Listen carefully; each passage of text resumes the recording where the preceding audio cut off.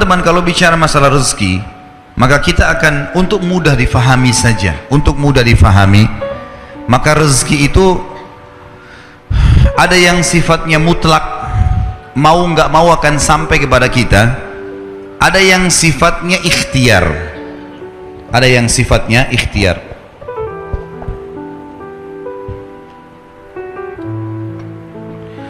Kalau yang mutlak, teman-teman sekalian, mau nggak mau datang kepada kita. Biarpun kita lagi duduk di rumah, maka rezeki itu akan datang. Seperti misal, mata kita sekarang menangkap cahaya, hidung kita menarik oksigen, telinga kita menangkap suara, energi di tubuh kita pada saat kita mau bergerak, kita mengeluarkan proses makanan yang habis akan dibuang kotoran, tinja dan air seni, rezeki datang.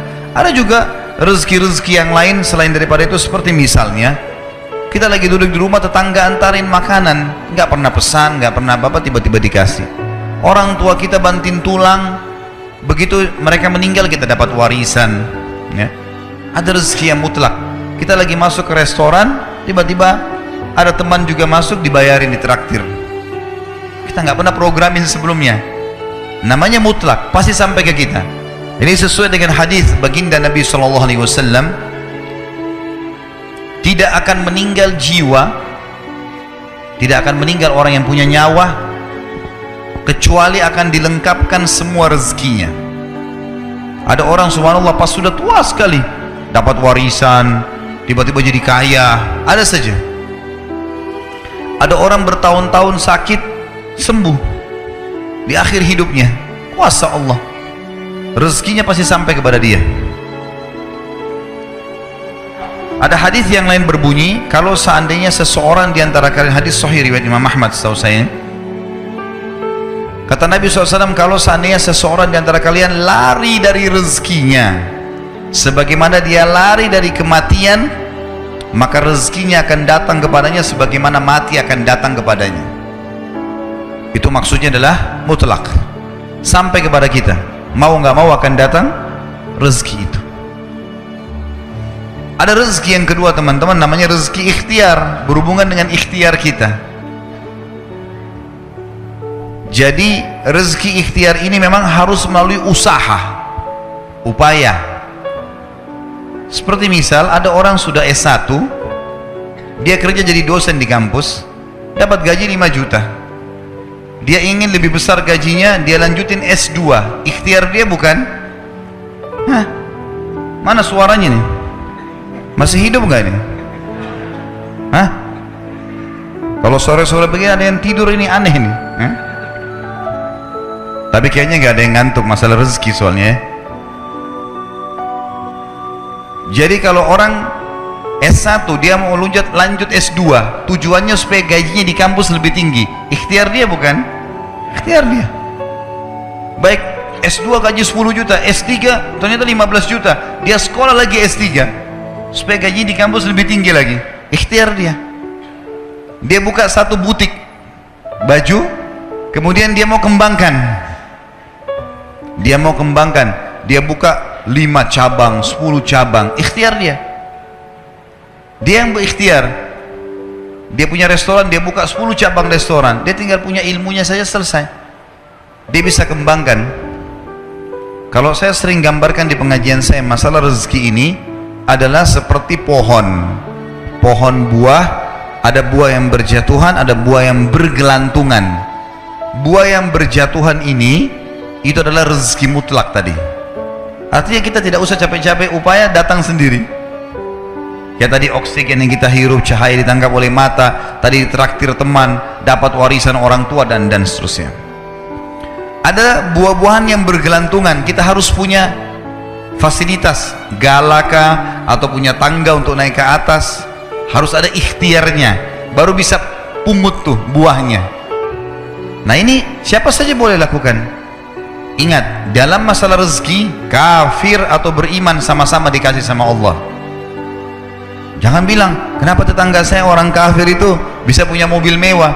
Kuasa Allah. Siapa yang mau punya usaha, dia bisa dapatkan.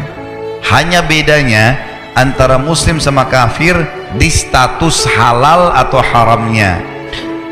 Kalau muslim, teman-teman sekalian, kita ini orang muslim, buah-buah yang berjatuhan dan buah-buah yang bergelantungan tadi, yang dibolehkan ambil hanya yang berkualitas. Ada busuk sedikit jangan diambil, halal. Sedikit busuk syubhat, bagus gak ya, jangan diambil. Kalau orang kafir semua diambil, mau busuk mau enggak semuanya diambil. Kalau muslim tidak. Dan subhanallah, dalam masalah ini para ulama mengatakan seorang muslim mendapatkan keberkahannya. Nanti akan kita bahas masalah itu dalam kiat-kiat mempertahankan dan menjadikan rezeki supaya berkah. Jadi ini gambaran rezeki, teman-teman sekalian. Dan supaya kita tidak menyangka buruk dengan Allah, harusnya seseorang di antara kita, teman-teman sekalian, harusnya seseorang di antara kalian, ini wajib hukumnya, mengetahui bahwasanya kalau kita ingin mempertemukan tentang kondisi kita dengan kondisi orang lain, maksudnya kondisi orang non muslim misalnya, pertemukan yang sesuai, yang sepadan. Misal, tidak adil kalau saya seorang pegawai, gaji saya 1 juta misalnya, atau 2 juta rupiah, saya pertemukan dengan tetangga saya yang seorang miliarder kafir. Nggak bakal adil itu. Yang adil adalah pertemukan coba keadaan kita dengan kafir yang gajinya sama dengan kita. Nah, baru kita tahu bagaimana berkahnya rezeki itu. Harus adil, ya. Seperti kasus masalah kemarin di pilkada di Jakarta, saya juga bahasakan masalah itu.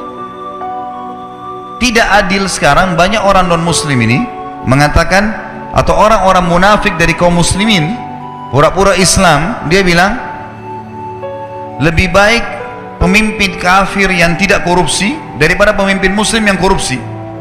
Ini tidak adil ini. Mestinya pertemukan begini, non muslim yang tidak korupsi dengan muslim yang tidak korupsi. Nah, itu baru adil.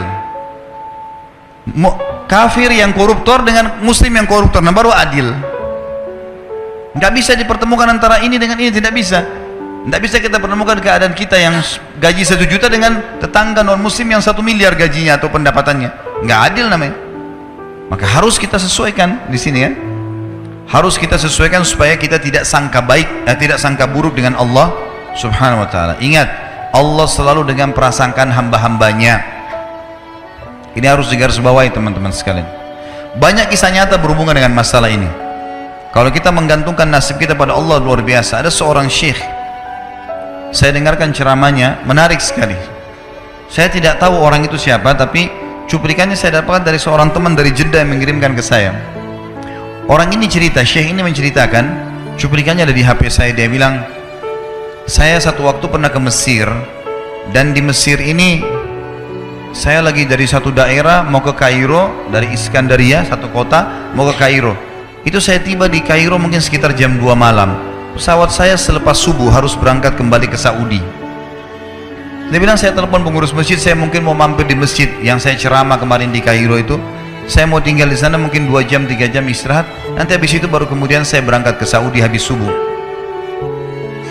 Dia bilang, saya masuk ke masjid tiba jam 2 malam, turun dari mobil, saya lihat masjid lampunya nyala semua nih. Kemudian setelah saya masuk masjid, saya temukan ada orang di mihrab, imam lagi sujud nangis-nangis. Dan luar biasa, tangisannya itu kalau orang dengar membuat orang yang dengar pun mau menangis. Jadi saking luar biasa dia merengeknya sama Allah dalam sujudnya. Kata syekh ini, saya pun sambil berdoa sama Allah, ya Allah kabulkan permintaannya orang ini, walaupun saya belum tahu apa yang diminta gitu. Dia bilang selesai dia sholat, saya dekati dia, saya bilang, Masya Allah, doa apa ini? Luar biasa ini. Doa yang diikuti dengan tangisan di sepertiga malam menjelang subuh. Allah turun ke langit bumi, dikabulkan nih.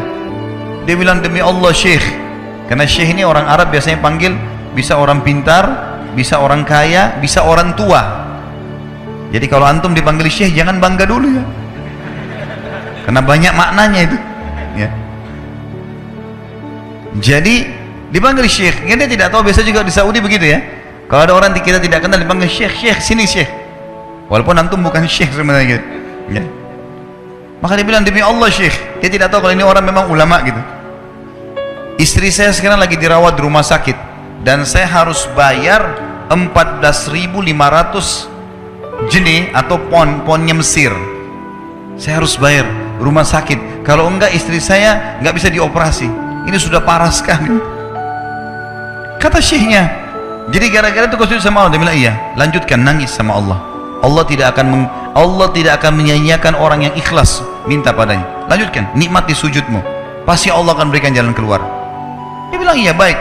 Orang itu dia bilang kembali lagi ke mihrab, nangis lagi, sholat sujud sama Allah. Ya Allah, dan dalam doanya begitu, ya Allah, istri saya mau dibayar besok rumah sakitnya, jumlahnya sekian, saya tidak pegang uang satu jenih pun. Ini 14.500 jenih, banyak sekali. Maka dia bilang, orang ini bilang baiklah kalau begitu. Syekhnya ini bilang, saya mau tidur dulu, saya istirahat 1 jam. Menjelang azan subuh dia bilang, ada marbot masjid datang bangunin saya. Sudah azan, saya sholat qobliyah, sholat sunnatul fajr. Waktu iqamah, pengurus masjid tahu kalau dia ini ulama, dipanggil dengan syekh, tolong jadi imam. Dia bilang saya capek, baru istirahat 1 jam 2 jam malam, biarlah imam. Dia bilang tak apa-apa, ayat-ayat pendek aja, baca surah-surah pendek aja. Kata syekh, baiklah. Dia bilang saya baca surah-surah pendek. Rupanya mikrofon masjid karena keluar di luar, ada satu pengusaha Mesir, apartemennya itu dekat masjid, dan dia suka ikuti ceramahnya syekh ini di YouTube. Dia bilang turun dari apartemennya, ikut sholat berjamaah di masjid, karena dia kenal suaranya orang ini gitu. Begitu selesai sholat, dia bilang saya lagi zikir, datang orang itu. Dia bilang, syekh, ahlan wa sahlan di Mesir, saya salah satu penggemar anda di YouTube, dan saya dengar suara tadi. Saya tadinya mau sholat di masjid lain, saya ke masjid ini. Dia bilang, syekh, saya mau minta tolong satu hal. Kata syekhnya, kenapa? Dia bilang, saya sudah ngitung zakat uang perusahaan saya harus alokasikan 14.500 jenih. Kata syekhnya. Orang itu bilang, saya mau alokasikan zakat saya 14.500 jenih. Kata syekhnya, saya nangis, dengar itu. Nangis, saya terisak-isak. Kata orang itu, kenapa anda nangis? Syekh bilang, saya nggak bisa jelasin. Dia bilang, saya nangis terus. Kemudian saya lihat ke kiri kanan di sof, mana orang yang tadi malam sholat tahajud tuh? Wah, ada di ujung. Dipanggil sama syekh, fulan kesini, datang. Dia bilang, ceritakan masalah kamu apa? Dia bilang, syekh, saya punya masalah, istri saya dioperasi, harus bayar 14.500 jenih hari ini, kalau tidak nggak operasi. Kata syekhnya, tiba-tiba si pengusaha ini nangis-nangis.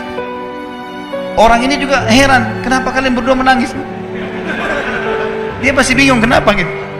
Kata syekhnya, biarin orang ini yang jelaskan. Yang punya usaha bilang apa? Demi Allah syekh, saya sudah 1 minggu taruh uang ini di lemari saya, sudah 1 minggu. Setiap hari istri saya bilang, turunkan, lakukan haknya Allah, zakat itu keluarkan. Dia bilang, saya ingin dapat 1 orang yang saya kasih langsung daripada saya bagi-bagi. Saya mau 1 orang saya kasih, selesaikan masalah dia, dan Allah selamatkan saya di akhirat. Orang ini jadi nangis. Orang yang punya minta butuh nangis. Kata pengusahanya, ini uangnya, silahkan 14.500. Semoga Allah selesaikan urusan saya di akhirat gara-gara saya bantu kamu. Kata syekhnya, demi Allah yang terjadi, orang ini yang orang yang punya uang ini, yang dikasih uang, dia tiba-tiba lupakan saya dan lupakan si pemilik uang. Dia langsung angkat kepalanya ke langit sambil menangis mengatakan, ya Allah, aku mencintaimu. Terpenuhi kebutuhannya gitu kan. Kuasa Allah. Teman-teman, cuman kita selalu buru-buru. Kalau seseorang kita di perusahaan mau dinaikkan gajinya saja, mau naikkan jabatannya, dia harus tulis permohonan. Tidak mungkin juga baru hari ini dimasukkan kemudian ketuk ruangan di rootnya, mana permintaan saya kemarin, atau hari ini, nggak mungkin. Seminggu dia sabar, 2 minggu dia sabar, dengan berharap datang panggilan. Kenapa dengan Allah subhanahu wa ta'ala kita tidak begitu teman-teman? Banyak orang buru-buru, dan kebanyakan orang mau menggantungkan permintaannya kepada Allah hanya pada hal-hal yang kecil, hal yang besar tidak, atau sebaliknya, hal yang besar, hal yang kecil tidak. Kenapa tidak pernah minta sama Allah dikasih motor, dikasih mobil, dikasih rumah? Kenapa hanya minta kalau penyakitnya dihilangkan baru kembali kepada Allah? Itu pun seringkali kita jadikan Allah nomor 30 teman-teman sekalian. Ke dokter ini, ke dokter itu, resep ini, resep, nanti kalau sudah mentok nggak bisa sembuh baru sholat tahajud. Hah? Salah. Islam mengajarkan kita apa? Sebelum makan berdoa, sebelum tidur berdoa, sebelum aktivitas berdoa, sebelum ke dokter doa dulu supaya Allah jadikan kesembuhan. Karena dokter resepnya cuma semoga lekas sembuh. Tidak ada pasti sembuh. Makanya teman-teman sekalian, kembali kepada Allah adalah jalan yang paling luar biasa itu. Coba merengek kepada Allah SWT, Allah pasti tidak akan pernah memungkiri janji-janjinya.